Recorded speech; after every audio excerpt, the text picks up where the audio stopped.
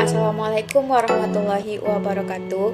We from group 6 will explain material about cathode ray tube experiment and black body radiation. I'm Dori Asara as a first speaker and my partner Muhammad Aski and Yuliani. This is first material cathode ray tube experiment. Pada tahun 1890-an, para ilmuwan telah berlomba-lomba untuk meneliti radiasi, di mana radiasi ini adalah pemancaran atau perambatan energi melalui ruang dalam bentuk gelombang.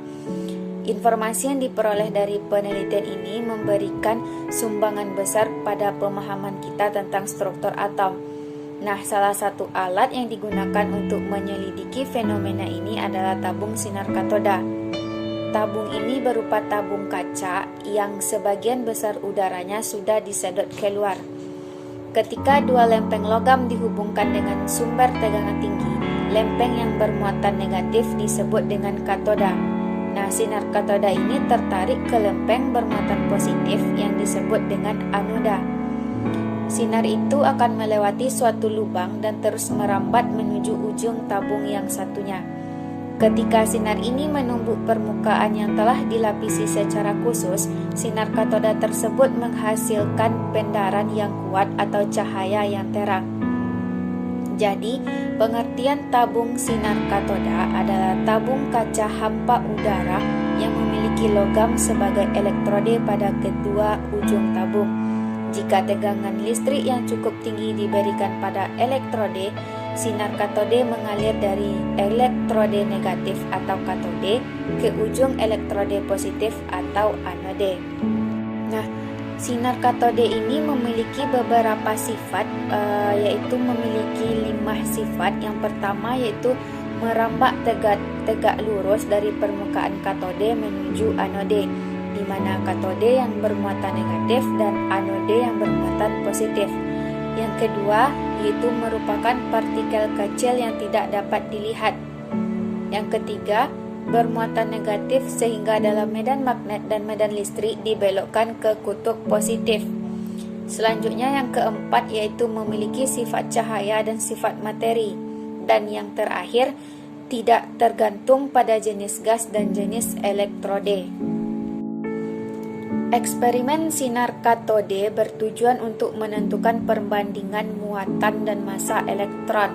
Nah, manfaat dari eksperimen sinar katode dalam kehidupan sehari-hari selain untuk menentukan nilai muatan dan massa elektron adalah untuk mengetahui prinsip-prinsip kerja dari tabung sinar katode yang zaman sekarang banyak diterapkan.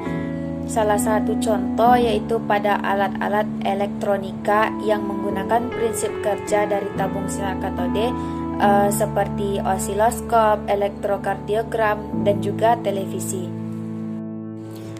Dalam tabung yang sangat vakum, seberkas sinar katode dihasilkan oleh katode dan juga anode dengan cara yang biasa. Nah, sebuah lubang pada anode menyebabkan lewatnya sebagian sinar di antara pasangan lempeng yang kedua ini sehingga dapat diberi muatan positif dan negatif agar membentuk medan listrik yang tegak lurus terhadap lintasan sinar katode. Sinar katode dibelokkan ke bawah. Ini menandakan bahwa sinar ini membawa muatan negatif dan penyimpanannya dapat diukur dengan cermat. Selain itu, perpindahan bintik cahaya pada layar di ujung tabung juga dapat diteliti. Nah, selanjutnya medan magnet dibuat dalam daerah yang sama dengan cara melewatkan arus listrik melalui sepasang kumparan di mana arahnya tegak lurus baik terhadap medan listrik maupun terhadap sinar. Medan magnet juga menghasilkan sinar yang berubah-ubah yang berlawanan yang disebabkan oleh medan listrik. Dengan meragamkan kekuatan kedua medan tersebut, Thomson dapat membuat sinar katode tidak berbelok di dalam tabung. Nah, di bawah kondisi seperti ini, berkas mengalami dua gaya yang saling berlawanan. Salah satunya yang disebabkan oleh medan listrik E adalah Fe sama dengan E dikali E. Nah, dan yang lainnya yang disebabkan oleh medan magnet H adalah FH sama dengan H dikali EF, dengan E adalah muatan listrik yang mesti dibawa oleh partikel dan F adalah kecepatannya. Dengan demikian, kecepatan sinar katode dapat dirumuskan dengan F sama dengan E per H. Nah, jika medan magnet dimatikan dan harga medan listrik yang bekerja terjadi perpindahan, maka E sama dengan setengah AR kuadrat. Dari percobaan sinar katode didapatkan hasil bahwa partikel bermuatan negatif yang disebut dengan elektron ada dalam semua jenis materi, yaitu dalam atom semua unsur. Sehingga Thomson mengusulkan teori atom yang merupakan partikel berbentuk bulat bermuatan positif yang di permukaannya tersebar. Kenalkan, nama saya Yuliani dengan NIM 19231102. Nah, di sini saya akan menjelaskan mengenai radiasi dari benda hitam. Nah, yang pertama adalah pengertian dari radiasi benda hitam. Nah, apa yang dimaksud dengan benda hitam itu?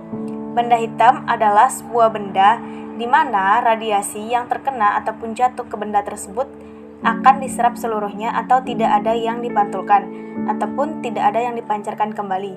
Nah, di mana benda hitam ini atau benda hitam sempurna ini sangat sukar didapatkan. Nah, misal dari contoh dari benda hitam ini misalnya adalah lubang yang terdapat pada dinding yang berongga. Nah, di mana sinar yang masuk pada dinding tersebut, dinding yang berongga tersebut dengan lubang kecil di sana, di mana sinar itu akan dipantulkan berkali-kali oleh dinding berongga. Dan setiap kali dipantulkan, maka intensitas dari radiasi tersebut akan berkurang. Nah, dikarenakan sebagian sinar akan diserap oleh dinding dan sampai suatu saat energi dari radiasi tersebut semakin kecil atau hampir sama dengan nol, maka dapat dikatakan bahwa sinar yang mengenai lubang itu tidak akan keluar lagi, dan itu dikarenakan oleh adanya radiasi benda hitam. Nah, di mana semakin kecil lubang yang terdapat pada dinding berongga tersebut, maka akan semakin sedikit peluang keluarnya sinar. Maka dapat dikatakan bahwa benda hitam adalah sebuah benda di mana apabila saat dia terkena radiasi, radiasi tersebut akan diserap seluruhnya atau tidak dapat dipantulkan kembali. Seperti itu. Nah, selanjutnya kita akan membahas mengenai intensitas dari radiasi benda hitam. Nah, apabila suatu benda berongga dipanaskan, maka elektron ataupun molekul yang terdapat pada benda berongga tersebut akan mendapatkan energi dan akhirnya bergerak dipercepat dikarenakan adanya energi tersebut. Selanjutnya, menurut teori elektromagnetik, apabila sebuah muatan ataupun molekul yang terdapat pada suatu benda dipercepat dikarenakan terdapat energi radiasi, maka energi tersebut dipercaya sebagai energi radiasi benda hitam. Dan dikarenakan gerakan muatan yang acak dan juga memiliki percepatan yang berbeda, maka akan menghasilkan panjang gelombang radiasi yang berbeda pula.